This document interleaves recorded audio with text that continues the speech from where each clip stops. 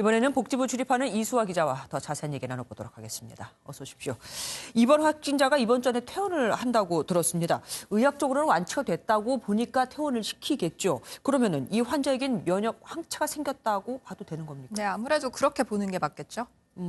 그러면은 항체가 생겼다면 이 이번 환자의 경우는 이 바이러스에 이제 다시는 감염이 안 될까요? 꼭 그렇지만은 않습니다. 좀 익숙한 바이러스를 예를 들어서 설명을 하면요. 네네. 홍역 같은 경우는 백신을 맞으면 거의 100% 예방이 가능하다고 알려졌거든요. 네. 그러니까 한 번 항체가 생기면 이 질병에 걸릴 가능성이 매우 낮은 건데 가장 흔한 인플루엔자 독감 바이러스만 봐도 다들 경험이 있겠지만 이 백신을 맞아서 항체가 생긴다고 꼭 예방이 되는 것은 아닙니다. 이 예방률이 40%에서 60% 정도인 걸로 알려졌죠. 네. 가장 큰 이유는 이 독감 바이러스가 변이를 잘 일으키기 때문입니다. 만약 A 바이러스에 대한 항체를 가지고 있다 해도 A 바이러스가 변이를 일으켜서 A 다시 바이러스로 변하면 A 바이러스에 대한 항체는 더 이상 소용이 없거든요. 네. 이 신종 코로나 바이러스 관련해서도 사람 간 전염 과정에서 변이가 가능하다는 얘기가 계속 나왔잖아요. 네네. 그렇다 보니 이번 확진자도 만약 후에 바이러스 변이가 일어난다면 지금 항체가 생기고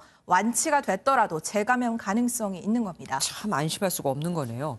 그리고 이 환자를 비롯해서 다른 환자들, 그러니까 확진자들에게도 에이즈 치료제를 쓰고 있다는 말을 들었습니다. 또 이렇게 해서 타국에서는 뭐 완치된 경우도 있다는 말도 들었는데 어떻게 된 겁니까? 네, 지금 에이즈 치료제라고 불리는 이 약이 에브비사에서 나오는 칼레트라라는 약입니다. 태국에서 완치했다는 환자도 이 칼레트라와 타미프루를 섞어 사용했다고 하고 에브비사가 중국에 23억 원어치를 기부하기도 했습니다. 칼레트라는 항바이러스제의 일종인데요. HIV 바이러스 증식에 꼭 필요한 단백질 분해 효소가 생성되는 것을 억제한다고 합니다. 꼭 이 약만 쓴 것은 아니고요. 인터페론이라고 해서 C형 감염 치료제 이외에도 다양한 제제를 함께 사용하는 것으로 전해집니다. 그렇기 때문에 이 칼레트라가 실제 신종 코로나 바이러스 퇴치에 효과가 있는 건지 그 상관관계를 1대1로 따지기도 좀 어려운 것 같고요. 네. 지난 2015년 메르스 때도 환자들에게 칼레트라와 인터페론을 섞어서 사용했습니다. 또 뭐 2003년 사스 때도 칼레트라가 사용됐거든요. 네. 지금 상황에서는 딱 맞는 치료제가 없으니 지푸라기라도 잡는 심정으로 다양한 종류의 항바이러스제가 쓰이고 있고 또 에이즈에 쓰이는 항바이러스제도 그중에 하나다 이렇게 보시면 될 것 같습니다. 그러니까 뭐 바이러스 증식을 막아준다, 뭐 좋다는 건 다 모아서 어떻게든 지금 하고 있다 이거군요.